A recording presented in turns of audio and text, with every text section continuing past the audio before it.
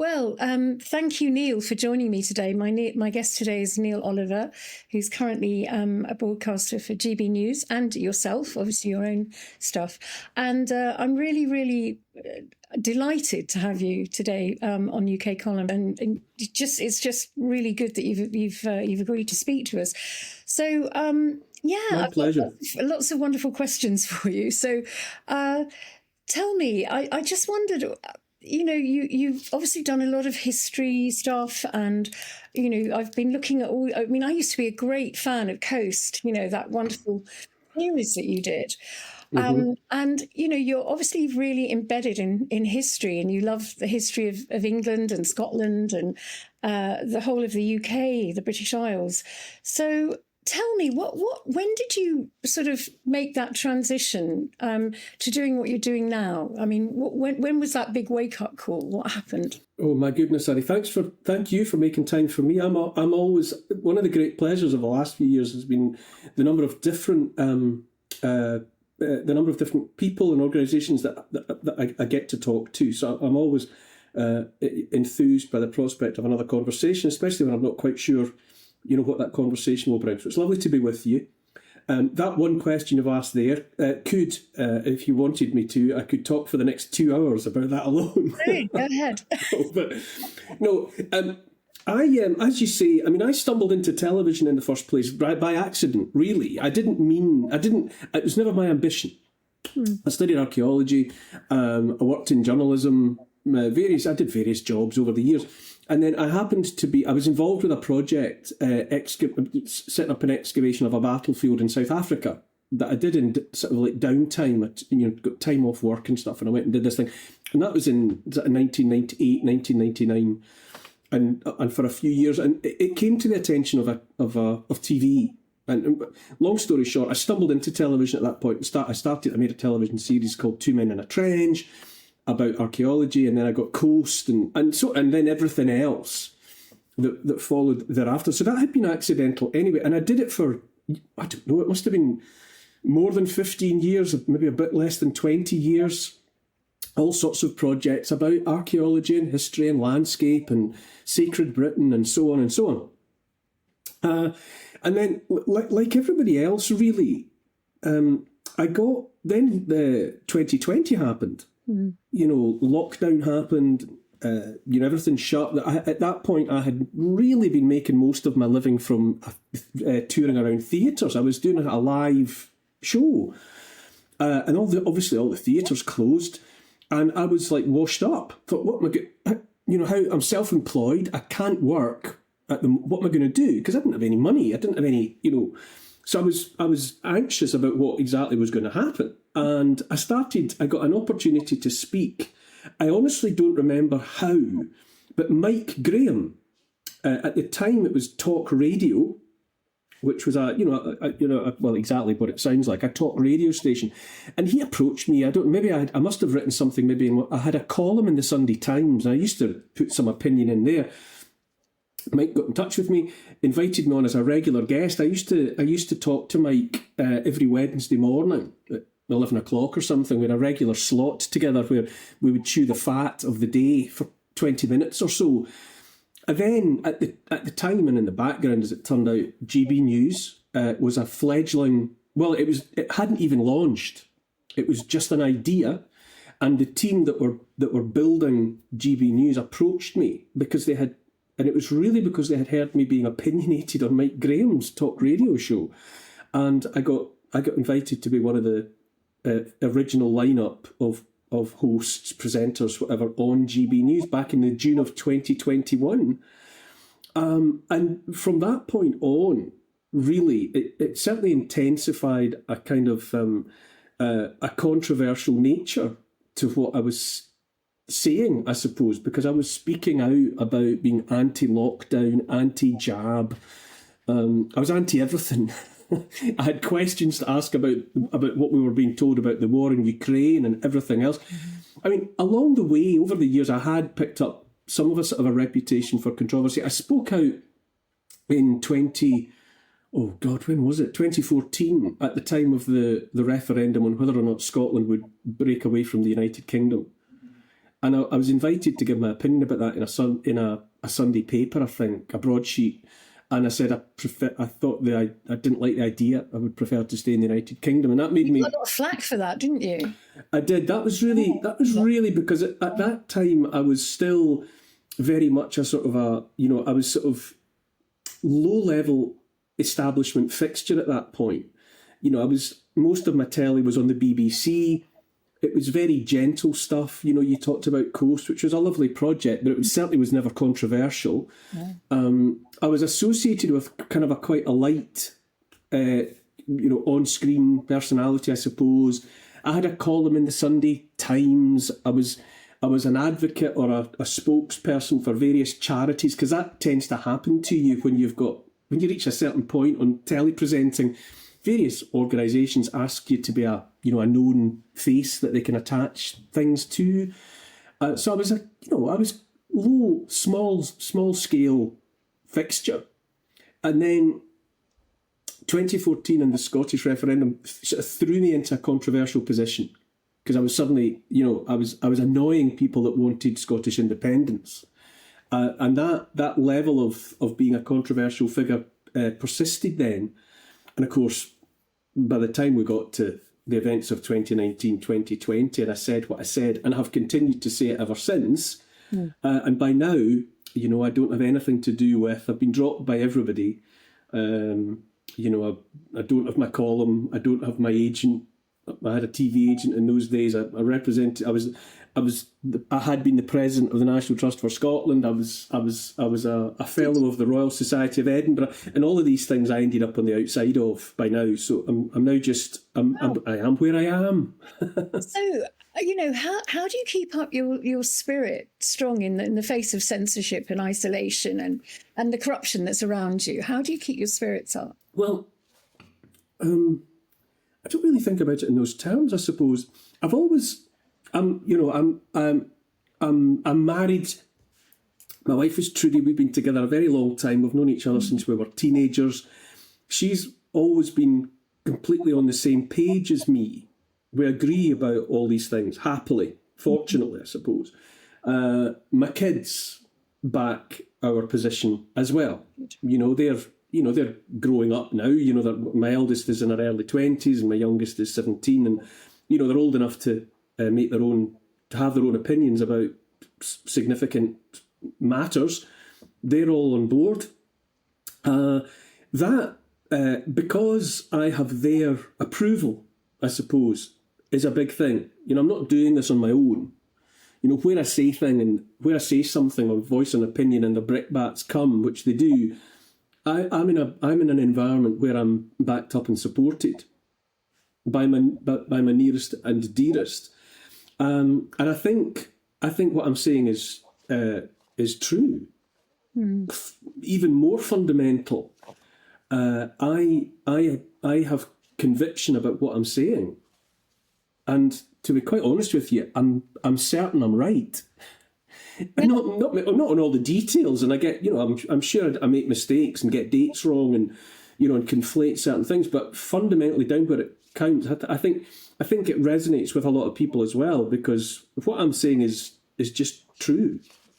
Yeah, and you when you were presenting your monologues, on GB News, people absolutely resonated with you because you come from a very human story, and you touch. I don't know. There's something about you that you relate to the individual somehow on some level, and I think that's part of your amazing success, is that you relate to people on a very, very normal human level, and that's what people love. Well, I come from a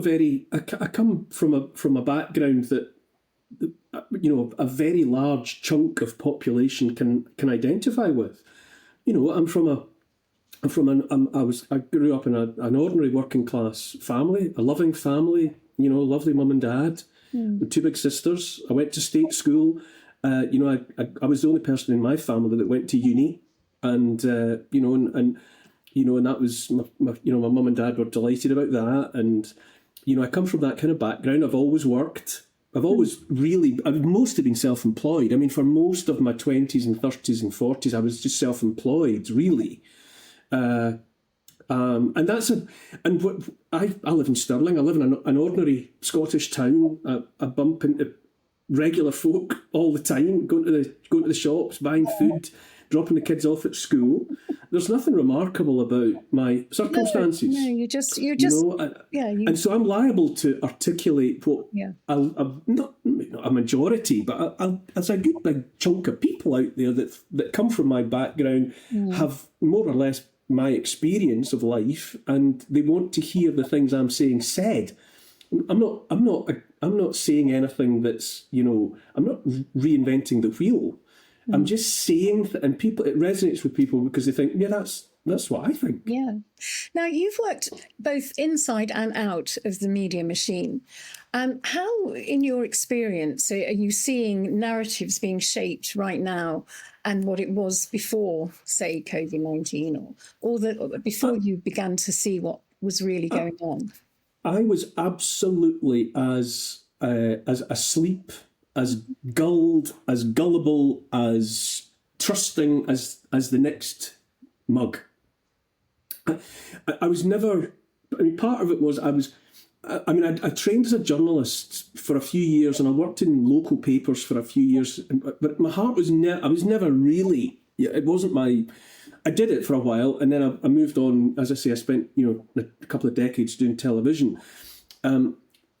My focus was always things like history, archaeology, even sort of esoterica, I suppose. I mean, I was always interested in stuff that was a bit, off the wall and, a bit niche, maybe. Yeah. I didn't really pay a lot of attention to politics, what I thought the state was or wasn't up to. I just took it for granted. I knew that whatever, the authorities were out there, the government, the police, the judiciary, the council, the civil service. I didn't really think about it very much. I was just in a state of slumber, I suppose, assuming that they were just out there, probably whatever the ideology was, they probably had my best interests at heart. And I think I was in that mindset of just too distracted by what I was doing over here to spend too much time wondering about what the Labour Party were doing or what the Tories were up to or whatever.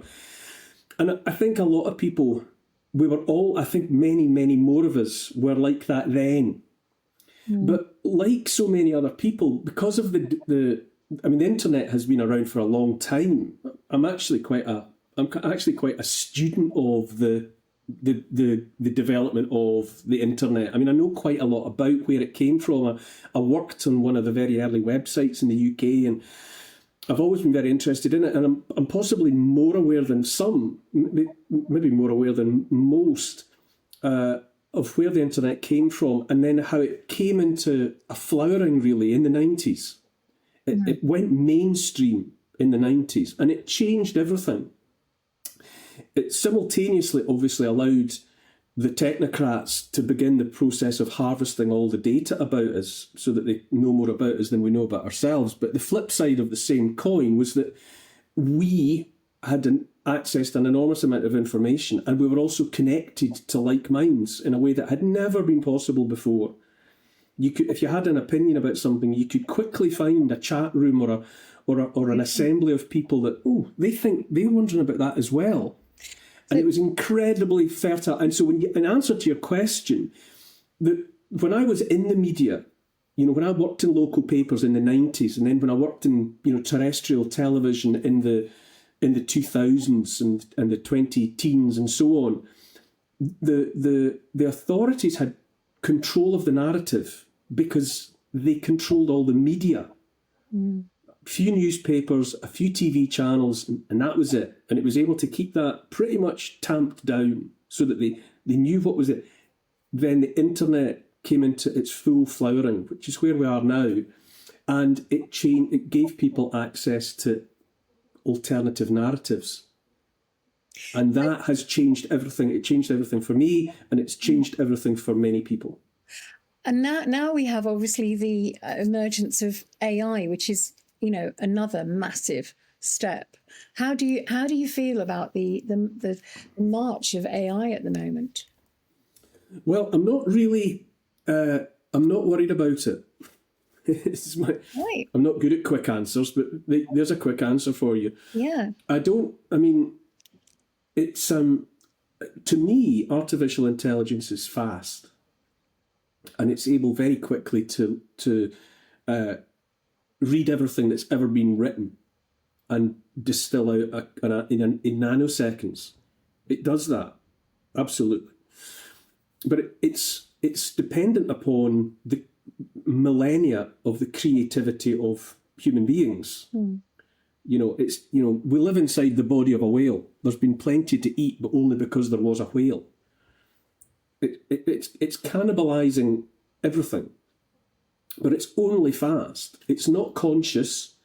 It's not like us. It's not human consciousness. I don't think it'll never, whatever it becomes, it'll never be us. It won't be the same as us. And I'm not worried about it. I mean, I've said before that, I was 6 or 7 when my dad came home one night with a calculator and showed us this thing we were shouting arithmetical questions, and my dad was showing us how fast it came up with the answer. I realised as a 6-year-old that I had been overtaken by a thing that my dad could hold in his hand when it came to arithmetic. And the advent of computers, I mean, I've accepted that they can do what they do infinitely faster than me or anybody else. But I no more feel threatened personally by AI than I feel threatened by a crane that can lift a 10-ton block that I can't move. Okay. So, I mean, how do you feel? I mean, you often speak of what it's like to be human. And what do you think's at stake with the, the continuing to be human when you've got AI and genetic engineering and digital surveillance convergence? I mean, do you feel that is a threat to humanity itself? Because of transhuman, the merging of the man and machine towards transhumanism, because we know this is all happening. So do you feel that could be a threat to humanity? To the human condition, at least, yeah. It's an alternative. We don't have anything. You can fear it if you choose to. I don't. I'm not interested in competing with it. I'm interested in what humans are and what humans are capable of. I'm interested in we're carbon. The artificial intelligence is silica. It's a different thing, and I honestly don't think we've even begun to exploit the true potential of human consciousness. Human potential, full stop. I think we're just across the threshold of all of that potential. And we've been exploiting technology for a very long time to enable us better to do the things that we want to do without sacrificing our humanity. I don't feel. I suppose maybe there are people out there who want to bond with machines. Maybe they want to bond in that transhumanism way that you're talking about. Maybe they want to become a hybrid between the human and the technological. I personally don't. So do you think it will be a choice, or do you think it will be not a choice to do so? The way that digital ID, I mean, we know that digital ID is coming. Well, the infrastructure is already there, isn't it? Oh. So, yeah, I mean, that is worrying. I don't think digital ID will work. No, I really don't. I mean, I think, the announcement of it, I think lots of people are very suspicious about it. And I just don't, I used to worry about digital ID before Keir Starmer announced it was coming. And somehow or other, instantly, I wasn't worried about it anymore. It was a bit like, waiting for the punch. And then, the blow comes and you think, oh, well, I can live with that. And it's not so bad. It's not the end of the world. And I refuse to accept the inevitability of digital feudalism. I know I know the intention is out there, but I believe it will fail. I wouldn't put a time on it. I mean, people quite often come at me and say, "You want me to." You must get it as well to some extent. I mean, if you offer an opinion about something, people quite often will immediately respond with, yes, I understand that, but what am I supposed to do? Yeah.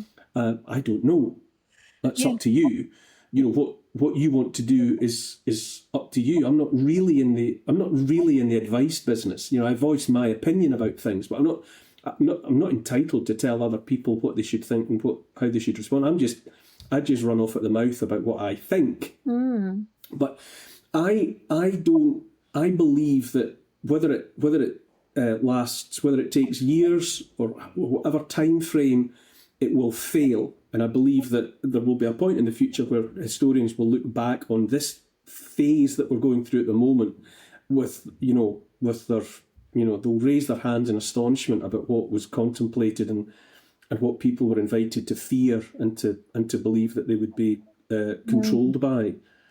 I don't believe it will work. No, I kind of get what you're saying, because I mean it was kind of quite good. Was it last week? It was a bit. The days go so quickly when everything went down. You know, that Amazon went down, and I know Zoom or anything, and a lot of the supermarkets had to revert to cash, and it was almost like oh my goodness, we need more of this. This is fantastic. This is where you can see how all of this could break down in a heartbeat. That's another aspect of it. People are so familiar now with the hackability of technology. Yeah. I mean, we know that a platform or whatever is no sooner goes live than the hackers hack it. Yeah. There's a technological arms race running at all times, and everything gets hacked. You know, there's data breaches. Somewhere every moment. It's happening all the time. The Amazon Web Services failure. I don't even know. Did anyone say what happened to it? I don't know. I don't know. Did they just switch it off and switch it on again? I mean, I don't know. Or was it a hack? I don't know. But we know about people know that if all their eggs are put in one basket, that it's inviting techno disaster. Yeah. If they ever got their digital ID, CBDC, 24-hour surveillance digital cage up and running, it would be leaking like a sieve within nanoseconds of it going live. Yeah.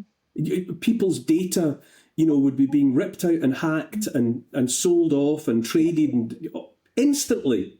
Well, it's such a disaster. Yeah. If they got it up and running, it would be so disastrous. That it would fall under the weight of its own hubris. And also the reliance on all this data has to be stored somewhere. And they're trying to put up these data centres all over the UK.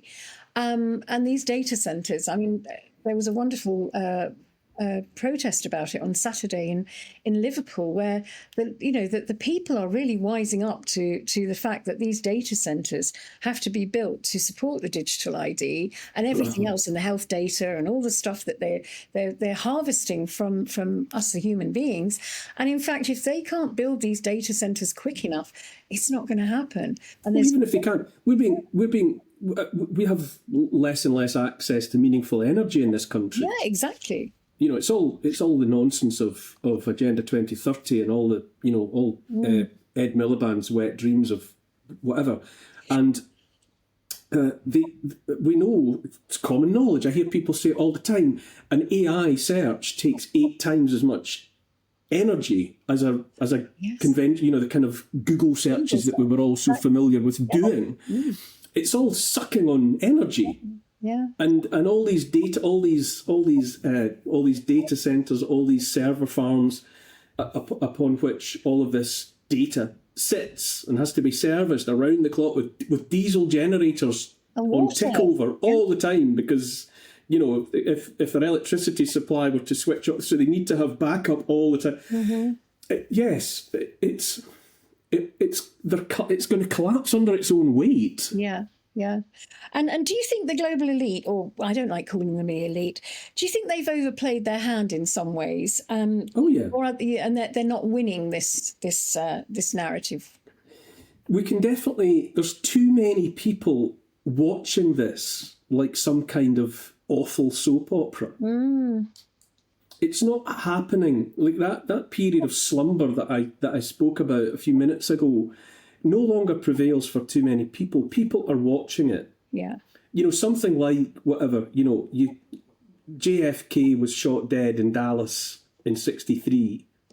And it's only really been quite recently that it's become acceptable to say that he was definitely not shot by a lone gunman. That was a lifetime of the very idea of suggesting that a conspiracy had been behind what had happened to JFK was anathema. You were called a crank for doing it, and that prevailed. Yeah. As soon as something happens now, seconds later on social media or whatever, people go, look, you see what's happened there? Yeah. Look at the Charlie Kirk event, which I'm only prepared to call an event. I have no idea, in truth, what happened that day. I wouldn't be confident in saying what took place in that university campus in that moment. I don't know what happened there at all.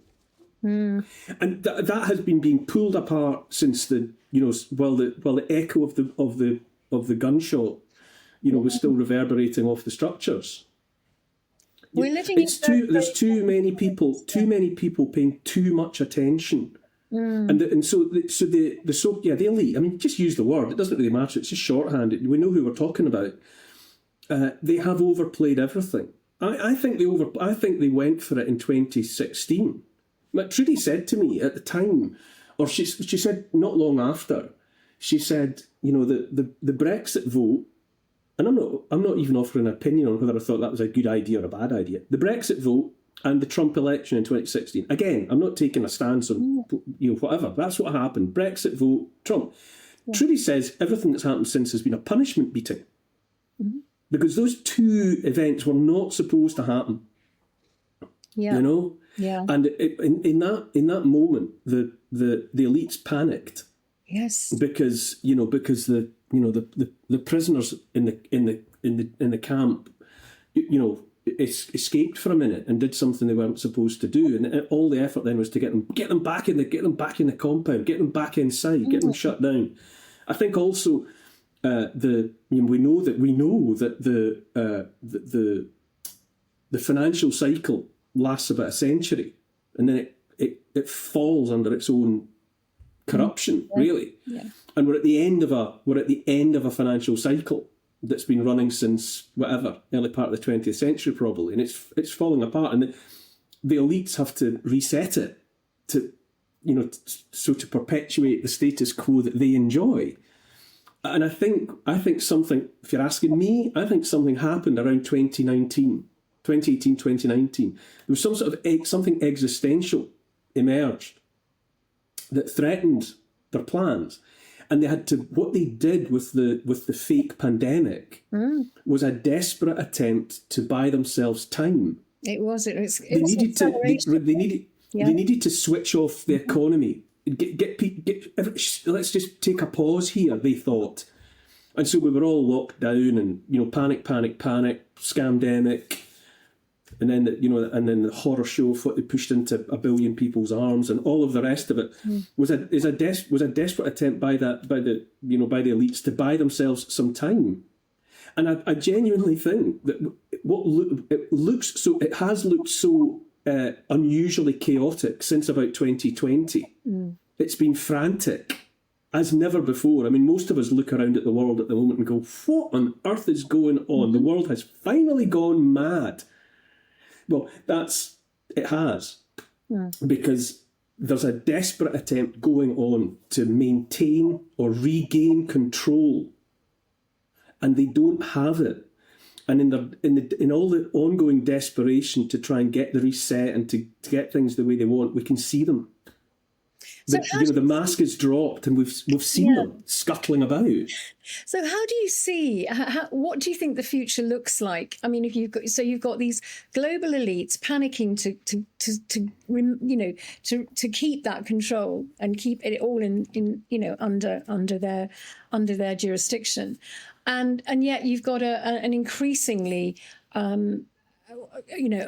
awakening world who are pushing back against that. How do you see, what does freedom look like in the 21st century when you've got all of that going on? How does that look like, do you think? I come and go on this, but most of the time, I think we're not dealing with one coordinated group. The analogy I'm much more comfortable with most of the time is of competing crime families. I think there are the world is criminal and corrupt. We live in a corrupt and criminal world, unlawful. The whole thing's a financial fraud. It's the currencies are Ponzi schemes and all of the rest of it. And I think there are multiple syndicates that sometimes basically they're on the same page because they want to keep us where they've got us, and they want to continue to exploit the potential of control. But I think there's degrees of disagreement and competition between different crime syndicates. It's like The Godfather. It's like there's not just one top table that's got total control. I don't think so. No, I think you're right. I think that there is a sort of, you've got your technocrats, and you've got your globalists, and you've got various other almost mafia-like controllers, and they're all vying for control. So it's not, as you say, it's not. We talk about multipolarity. We talk about the hegemony of the West collapsing, and it's no longer just the West, the USA, NATO, what you want to call that entity, calling all the shots. There's multipolar. There's other groups that economically and ideologically have got themselves into a position to compete. So there's more than one dog in the fight. So you're watching that play out. I think whatever is on the other side of the Atlantic can't really be bothered with the war in Ukraine anymore. And I think the globalists in Europe desperately need that war to continue. So there's a difference of opinion and different appetites at play there. The entity on the other side of the Atlantic wants something else. And the EU and the globalist whatever entity there wants to perpetuate that war because it's all they've got. If they don't have that war, then their potential to... Bankers need wars, and it's a proxy war at the end of the day. It's a very, very odd, almost, it's definitely a war for the 21st century because it's so, it's not like a real war. When you say what's the 21st century, or what's the future going to be, and what's the 21st century going to look like, I think that we have to deal with the reality that the problems we face have been generations in the making, and there'll be generations in the fixing. Yeah. I'm not confident of seeing anything fixed in my lifetime. But I think what is happening, or what has happened, is a realisation by enough people that we're living with something rotten. I think people are aware at different levels, but so many people have got at least the notion that the system that we have is broken. It's fundamentally not serving us. I think there's a realisation out there that really we should be living in a time of plenty. The fear and the suggestion of scarcity that's out there. I mean, I put this out on social media just yesterday or something. This idea that there's not enough energy, or there's not enough food, or there's too many people. That whole Malthusian thing, that thing that boils down to there being not enough to go around, is just not true. It's a fiction. It's a cynical fiction that's maintained and perpetuated because it affords the powerful people, Absolutely. the control that they need. I think plenty of people are realising that it doesn't have to be that way. And I think we could, I think, if I'm being optimistic, we could be on the cusp of apocalypse. Apocalypse being, the awakening, the revelation. Yeah. The drawing aside of a curtain of obfuscation and illusion to reveal reality. I think that is potentially there, and you do find yourself straying into territory where you need sort of slightly uncomfortable and unfamiliar vocabulary. Yeah. You have to talk about spirituality, and you have to talk about what it is to be human and alive, and you have to, what is real value? What does freedom even mean? Freedom's always held up as just great, fantastic. Everybody wants freedom. Freedom's actually an onerous responsibility. To accept freedom is to take responsibility for yourself and the consequences of your actions. And an awful lot of people, what they really want is to be held by the hand and led. They say they want freedom, but really what they want is confinement with benefits. Yeah. Or a kind of a fur-lined cell with broadband. Yeah. Freedom is what Chris Christopherson said, freedom's just another word for nothing left to lose. And absolutely. I was just going to say also, you once said that courage is courageous. How do we make truth as courageous as fear? Because, we have got a lot of courageous people like yourself, like, myself and other colleagues who stand up and really, tell the truth. But there's so much fear, and getting over that fear. The fear is how we are manipulated, and how they ultimately will win this battle. Again, I feel it. I feel it goes back to fundamentals. I at the moment struggle to maintain an interest in the forensic analysis of the state of the nation. I feel as if I've got enough. I understand enough about what happened in the last 5 years that I don't feel the need to get any more detail. I've got the gist of what happened. And I've got the gist of what's going on, without minutely unpicking every last thread of it. I mean, that's for other people to do. That's not particularly the way that I am wired up. But when I talk about going back to fundamentals, I'm interested in, common law. I'm interested in natural law. What is being done? The fear is part of it. What is being done, what is being pursued by a very tiny, psychopathic, anti-human minority is against the natural law. Yeah. I was going to ask you that question. Do you believe in a divine natural law that will somehow will give people the means to unpick all this? Because it's very difficult. I mean, you once said also that totalitarianism doesn't come unannounced. Are we missing anything here? Are we missing any of the cues or the clues to really almost, there's two questions there. You clearly believe in natural law. Do you think that there will be a divine hand that will unpick all this simply by natural law? Well, when you talk about a divine hand, that's sort of, I don't feel the need to, as it were, anthropomorphise natural law. No. What I do believe, without actually having to imagine a person, I believe that the universe wants the best for us. Otherwise, I don't think there would be anything. Why anything? Yeah. It's difficult to have these conversations. I mean, it's fun to have these conversations, Sandy, but it's also difficult to have them without sounding like some kind of straying into sort of new age nutcase territory. No. And by that I mean no pejorative, but I'm as much of a nutcase as the next person.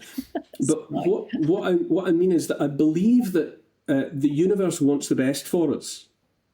Existence wants the best for us, and that what is being imposed by the psychopathic minority is an inversion of the natural law. I've said before, I feel it's a bit like holding a beach ball under the surface of the sea. Yeah. You can do it for as long as you've got the energy to hold it under the water. Yeah.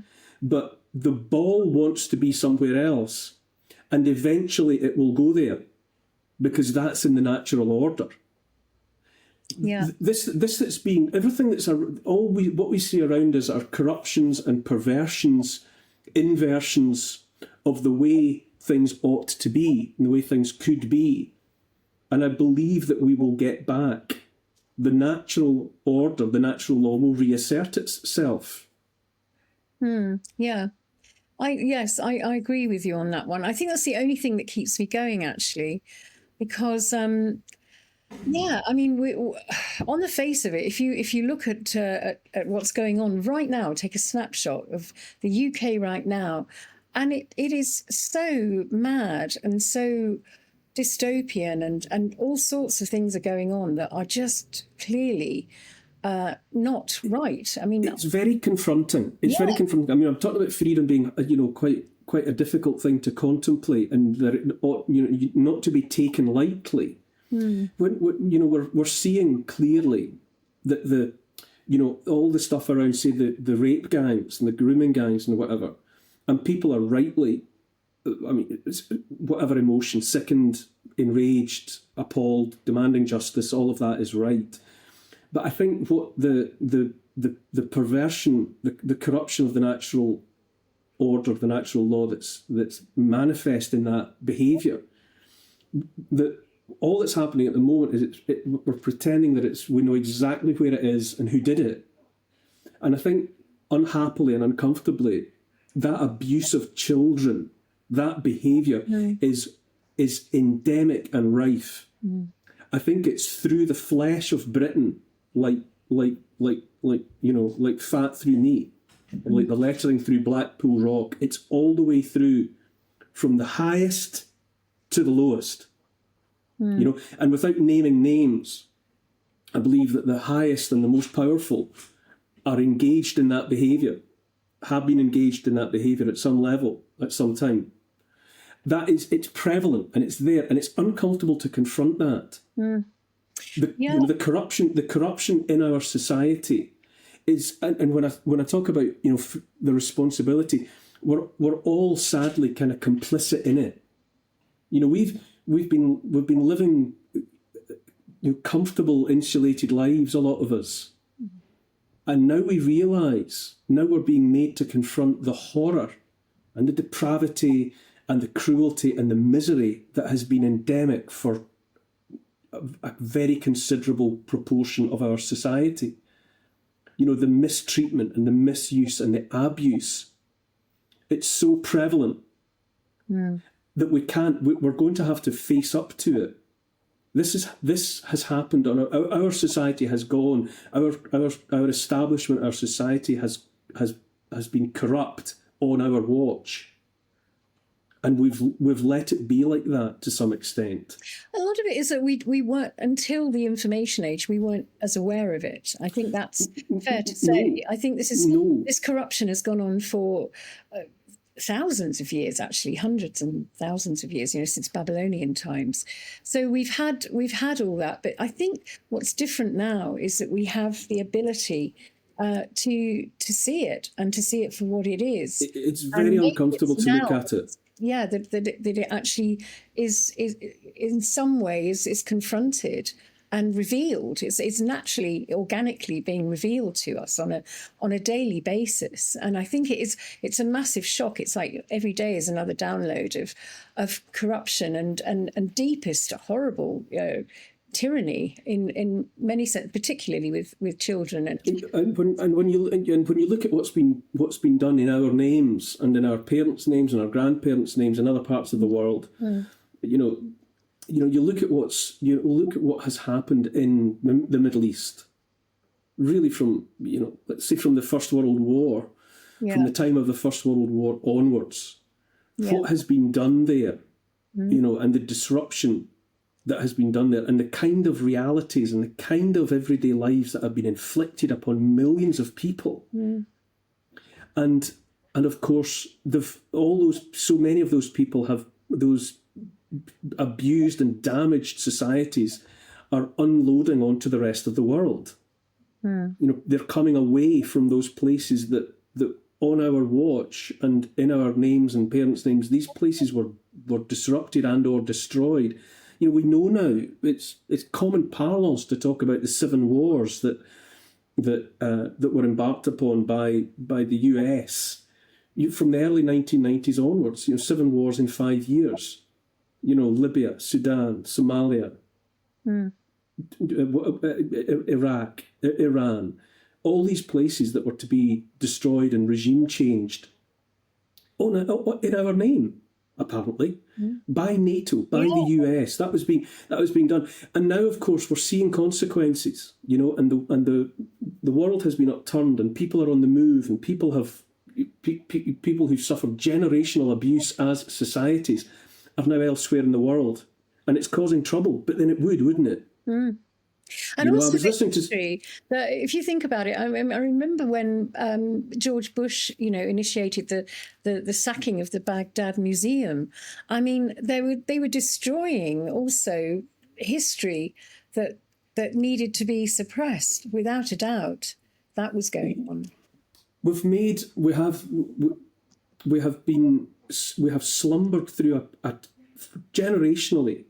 We in the West have slumbered through the suffering of others, and we've turned a blind eye and a deaf ear, or because of the control of the narrative, we've been persuaded that things were otherwise. But now we're catching up. The internet is not just showing us what's happening now in real time. It's also confronting us with what happened years ago, decades ago, centuries ago. All of the dirty linen is now being washed in front of our eyes. And you can turn away from it only for so long before eventually we're all being confronted with it. And that's what I mean when I say that it doesn't have to be this way, and the corrupted system cannot go on. Yeah, I mean, to a degree. I mean, we're being attacked in a very different way. I mean, yes, there's been adventure abroad for the sake of the narrative, the globalist Western agenda, or whatever you want to call it. But we here are still as under attack. I mean, I often say this when people talk about, oh yes, but what about the Middle East? Yes, it's what's been going on there has been absolutely appalling. But we, at the moment, are witnessing the destruction of this country in lots of ways. Yes. Farming, for instance, net zero, all of those destroyed. That's what people. Yeah. That's what we're seing now. It's washing up on our shores now, and now the same abuses we ain't seen nothing yet. No, I know. Yeah. It does look. It's hard not to begin to draw the conclusion that the West is being. I say it's being dismantled. It is. Absolutely. The time of the West is someone has decreed that time has passed. Yeah. And presumably, simultaneously, it has been ordained that some other empire must rise. But we in the West are seeing it now. The deindustrialization. I mean, who would have thought, you and I, that we would live to see Germany deindustrialized? It's being brought to its knees economically. Germany, the powerhouse of Europe. Yeah. You took that for granted for the last 20 years or more. Yeah. And who would have thought that the things that are happening across Europe, across Western Europe, would ever have happened here? Yes, the farmers being driven off of the land, clearly with the objective that there be less food, and that a minority find it easier to be in control of the food supply. That the freedom to transact, the freedom to spend cash, the privacy, community, family, the clear distinction between male and female. All of these things are being undermined, causing division as well. Everything is causing division by design on the streets of our land. Whether it's you've got to hold. I mean, I find you've got to hold two thoughts in your head simultaneously. The communities are being Just all the things that people are angry that are happening. The people are right to be angry about all of those things that are happening. But it's being done from above. Oh, yes, we know that, yeah. You know, we're angry with our neighbours. You know, we're angry with the people that are being placed alongside us. In whatever way you want to interpret those words. Yeah. You know, people are being put side by side with other people, or they're being mixed together, and that's having consequences. Unhappy consequences, mostly. But who's doing it? Who's doing it to the countries? Who is taking the countries apart? The West has stood. The West stood for as long as it stood. And now it's being taken apart. And it stood because people were determined that it stand. And it's being taken apart because others are being determined that it be taken apart. You know, these things are not happening organically and by accident. It's all happening by design. By design, exactly. And people are just furious with other people who are just other people. And the real problem, we're not focusing our attention, far less our anger upon, because we don't even know who they are. Well, have you any idea? A general guiding rule that I live by is that if you know their name and you know their face, they're middle management at most. You know, and when it comes to, say, the political scene, if it's being ordained that's a legitimate opposition or a legitimate political party, then it won't make any difference. Anyone that you can see, anyone whose face is familiar to you, anyone whose name is familiar to you, at most, they're middle management. They're not making decisions. They're not in control. They are just factotums. Exactly. Filling a role. And, you know, we get given generationally, we get given one set after another. Well, you can see that all our governments, you know, they all act the same way because they're being dictated to by the UN, the WEF, the WHO, and whoever is above that. There's something going on where we don't have party politics anymore. It's a uniparty. We know that. So in fact, the government structure doesn't work anymore. So, but even but where do you start? Party politics. I mean, as though that was good. You know, what the Bill of Rights, 1689. You know, the so-called sovereignty of Parliament. I mean, that was just more of the rot. Of course it was, yeah. You know, and the establishment of the party political system was poison. So do you think we should be moving away completely? Well, we should actually. Everything has to break down, doesn't it? But it's got to be replaced with more intelligent. You can't fix it.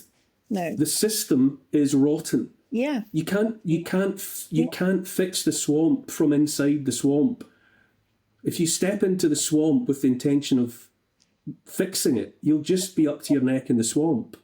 Well, exactly. So what do we do? Turn aside, turn away from it. Yeah. That's what I mean about it taking. You know, it's been generations in the happening, and it'll take generations to fix. There's not going to be any overnight instant fixes for it. No. It's fundamental problems that we're dealing with, all the way back to education, all the way back to the way that people are not educated. You know, all the way, the undermining of family life and family values, the taking apart of community. All of these things will take generations to fix. I mean, when you think about Fabianism, Fabianism is their logo. One of their logos is the tortoise, and it's about gradualism, isn't it? So it's taken years, hundreds of years, to actually put in place the destruction of our world. And Fabianism is global, but particularly in the UK. I mean, it started in the UK, I believe. So that all of that will take years to unpick. It's taken years to put in place, so it will take years to unpick. It begins with awareness. Yeah. It begins with seeing it, knowing it, accepting it, to some extent accepting responsibility. It's like that. It's that thing around you, like a car accident. Nobody accepts liability because both vehicles were there. Otherwise, the accident wouldn't have happened. And insurance companies don't accept liability. And none of us can pretend that we don't bear any sort of responsibility for that, because we are here. Karma means you're doing. What happens to you is your fault. You did it. It's not. I mean, people have this mixed up idea about karma that that means that if you commit wrong in the past life, that something equal will happen to you in the next life. It's not like, really, the essence of karma is that if it happens to you, it's your doing. It's not. It's you. It's you. It's not just external forces. And so, not many people take personal responsibility these days. It's always somebody else's fault. Yeah. But the beginning, all of it, the journey of 1,000 miles and all of the rest of it, it will begin with knowing, seeing, accepting, and not continuing to turn a blind eye, and to hoping it'll just get better, and to thinking that if you just hold your breath long enough, somebody else will fix it. Yeah. And asking all the time, well, who's going to fix it? What are you going to do?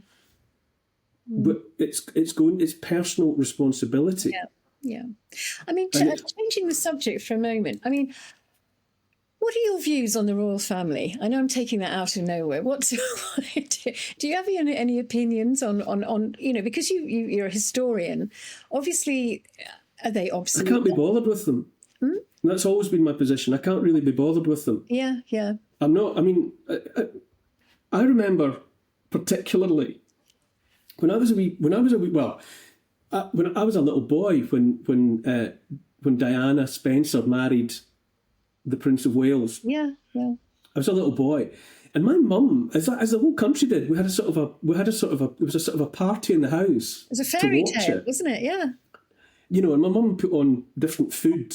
There was some sort of buffet lunch, and it was all royal wedding, and I remember, honestly, I remember thinking at the time, this is a bit weird. This is a bit odd. I don't know these people, and then fast forward to the death of Diana Spencer. Whatever happened there, that outpouring of grief, people crying in the street, rending of clothes, and mountains of flowers heaped in the streets of London.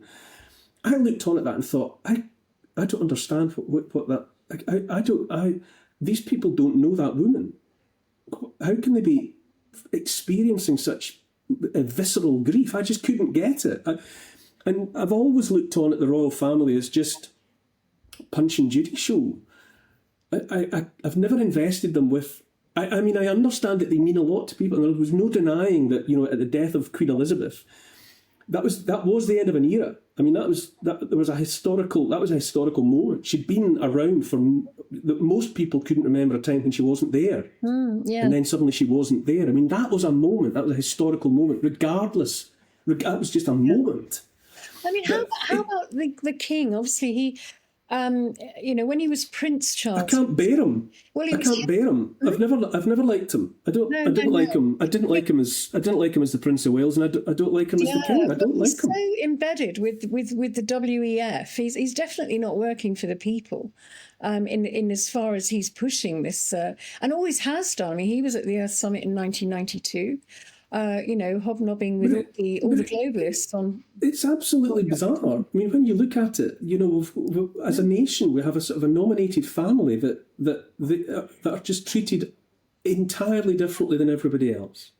Yeah. Like chunks of the aristocracy across Europe, they're all descended from John William Friso, who was a kind of a middle management aristo.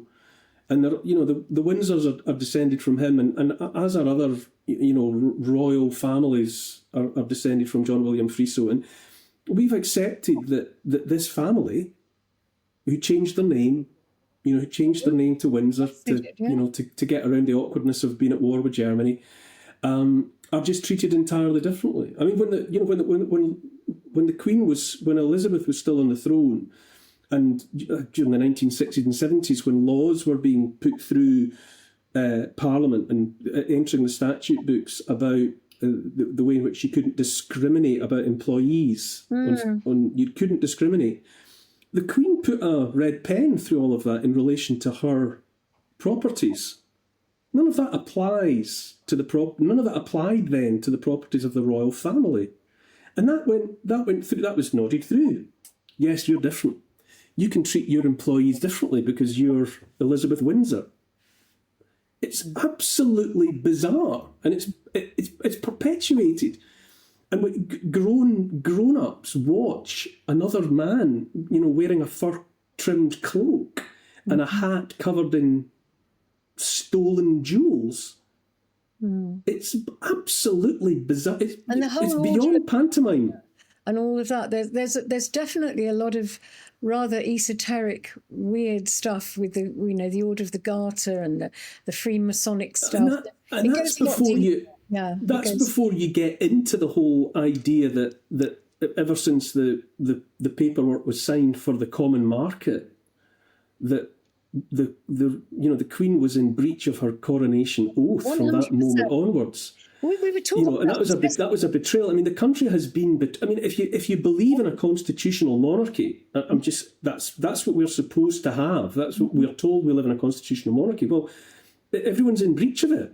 Yeah. Everyone is in breach of it. No, the King is not. The Queen didn't, and the King is not living up to the coronation oath, which is essentially to defend the people of Britain against harm. Against outside, basically they gave us away to a foreign power when we joined the EU, and yet we continue to pretend. I mean, basically our royal spouse has been unfaithful to us. Yes, has been in breach of the marriage vows for all of that time, and we're all just pretending like it's happy families.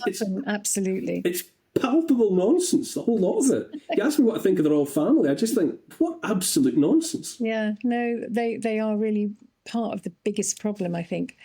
Maybe not the biggest, but a huge problem. Maybe the biggest. Who knows? We don't know how deep it goes, but I've got an inkling that it goes quite deep. And there's a lot more to the royal family than. Well, I mean, there's a whole.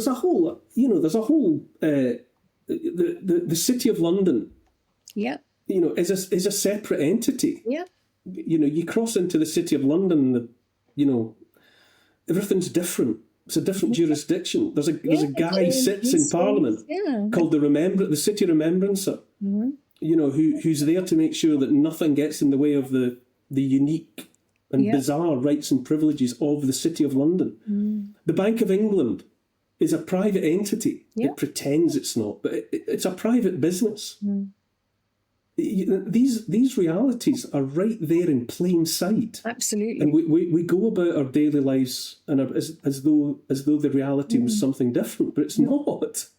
Exactly. Well, we're coming nearing the end. I know a lot of our viewers, and I don't know whether you're okay about me asking this. They say, well, things have been different with you and GB News. I mean, they've asked, why aren't you actually there so much? So you can answer this or not, and we can move on to the next question. But our viewers have been saying, well, what is going on here? Well, I said earlier, I joined right at the beginning. Yeah. I'm one of the original. There's not many of us left, actually. I think it's myself and maybe Nana Akwe and was Bev Turner there? Michelle Dewberry. Michelle Dewberry was in the original lineup as well. Yeah. And then there's me. Yeah. So I've been there all that time, and honestly, I say this hand on heart, it's an evolving business, GB News. Yeah. And it did for a time. For a time, I was on a Saturday night, and I had I did a live 2 hours, and then I did a live hour, and I was able to do my monologues, which garnered quite a bit of attention at the time. But nothing lasts forever, and the world moved on. The business that is GB News moved on.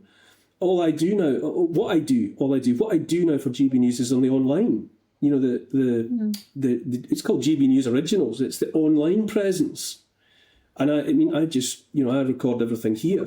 And I interview people, and I do monologues and so on and so on, and that my role within the company has changed. And, I have a perfectly happy relationship with the people that I talk to at GB News, and it's just my role there, my relationship there has evolved over time, but it's not a problem. It must be quite nice to work from home. You don't have to do all that travelling. Oh, it's great. Yes, I mean, it has, you know, it has changed over the years, and you know, I suppose GB News would, I don't think they would mind me saying that it has, GB News has established a more of an identity, I suppose. Yeah. I think probably, you know, when it launched in 2021, it was a kind of a who are we and what are we doing? You know, it was a fledgling thing. And it has, over time, it has found an audience. It has cultivated an audience. It has a kind of an identity. It's got more of an identifiable identity. And I'm not maybe central to that identity, but I'm still there. Yeah. And it still enables me to get content out to an audience that I would otherwise not have. No. I think it's very important that in some ways that you possibly don't align to that identity as much as you did in the beginning, because Sandy, I've never been much of a joiner. Yeah, I'm not much of a team player. I've never followed a football team, or I've never been a fan. I've never, you know, as Oscar Wilde said, you know, I would never want anything to do with any club that would accept me as a member. Wherever I am, I'm just me. Yeah. And from the get-go with GB News, what GB News offered me at the time and what I took advantage of was an opportunity to get information out. Camera pointed at me, live, poof. That's pretty special. I was talking directly to whoever was watching. Yeah. You know? And I thought, great, if GB News are going to let me do that, I'll do that for GB News. Yeah. And now I do stuff in the online world. And this, I've never really been I don't fly a flag or hold a scarf above my head and chant a company song. No, exactly. It just afforded me an opportunity to have my opinion aired. Yeah. And it still does. Yeah. And for the rest of it, what it's doing, whoever else is presenting, whoever else's opinions are out there, that's them. That's up to them. Fantastic. If Jacob Rees-Mogg is still saying his stuff, and Nigel Farage is saying his stuff, and Nana Akaway and Dubes, they're just and Ben Leo and the rest of them are out there saying their stuff, that's them. Yeah. Is Bev Turner still working for GB News? Yeah, Bev's out. She hosts. I think she might be on annual leave at the moment. I'm not sure. But she hosts now from Washington DC. Yes. I say she's out there. She does. It's a show that it was out late. She felt, she's in daytime in DC, but it goes out late here, and it's like midnight. It broadcasts. But yeah, she's there in the kind of the DC office of GB News. Yeah, flying around in Air Force One, apparently. I don't know how true. I believe she has had a couple of trips on Air Force One. Yes. Now we're coming to the kind of, the time really that it's been lovely talking to you, and I could go on forever. You're so interesting, and you're so wonderfully good at sharing everything that goes on. No, it's great. I was just going to say, if you could leave a message to people that feel powerless, and there's a lot of people that do right now, in the face of what's going on in the world, what would it be right now? What would you say to people that are feeling, oh gosh, we're not going to win this, it's awful, how do we deal with all this? What would you say? No pressure. It's all a matter of perspective.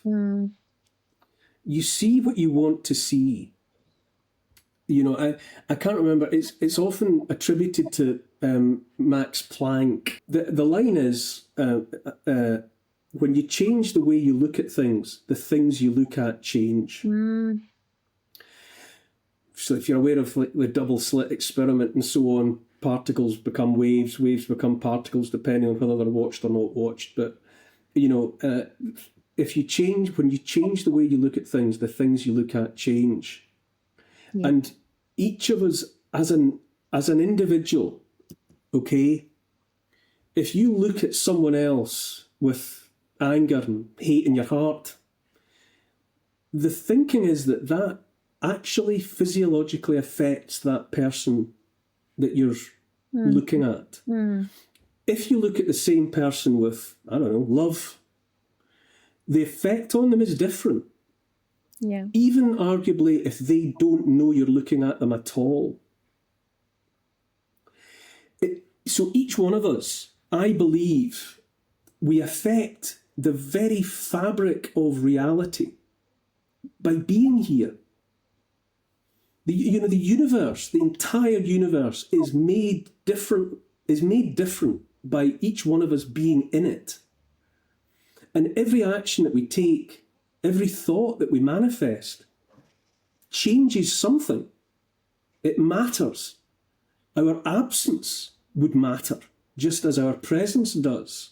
And so I think, feeling powerless, feeling helpless, well, to some extent, that's up to you. Yeah. If you change the way you look at something, the something you're looking at changes. That's Bear really that in mind. profound. And so you can't have. I mean, if you allow yourself to just have a random moment of loathing, which we all do. I mean, I'm not claiming any kind of special status here. But bear in mind that the very act that allowing yourself to do that matters. Yeah. It has an effect. Yeah, and you're right. Your mood can change if you go out for a walk. If you could just embrace nature. If you're feeling, disempowered or just depressed, even you're right. It does. It makes a difference when you. I was chatting over the weekend with Ahmed Malik. You'll know Ahmed. I know Ahmed. Dr. Ahmed, yeah. Hi. And I recorded with him, and he prompted me to say something, which I'll say again, because I think it matters. It's on my mind at the moment, and I quite often think, I wonder why things are on my mind. So I'll say again what I said there, which is that there's a mythology around a bit of graffiti that was found in a basement during World War II, and it's attributed to, well, whoever it was, some refugee, someone hiding, maybe a group of people, whatever, and scratched into a wall was, I believe in the sun even when I do not see it. I believe in love even when I do not feel it. I believe in God even when he is silent. That's brilliant, yeah. So that, I've been pondering that. I've known that for years, and it comes and goes from my consciousness. It's in my consciousness at the moment. So I keep saying it. I say it to myself, and I'm saying it again to you now. Yeah. But it's there. The sun is there. Love is there. God is there. Yeah, absolutely. And it's really just because you're not seeing it, feeling it, or hearing it, that doesn't mean anything. No, that's a really good way to... I'll leave you with one final thought. You've got me going now. Go on. There's a Kabbalistic saying from the Kabbalah. Whatever you think of that, I mean, it's just another resource of information. Yeah. Every bird, every flower, every stone that you have seen will turn to dust and pass away, but that you have seen them will not pass away. Yeah. No, that's... And that matters. Yeah, yeah.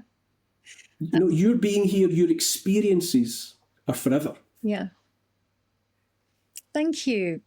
Well, Neil Oliver, thanks so much for joining me today. You've been a really fabulous guest, and I thank you very much. Oh, thanks for having me, Sandy. I'll talk to you anytime. It's a pleasure. Thank you.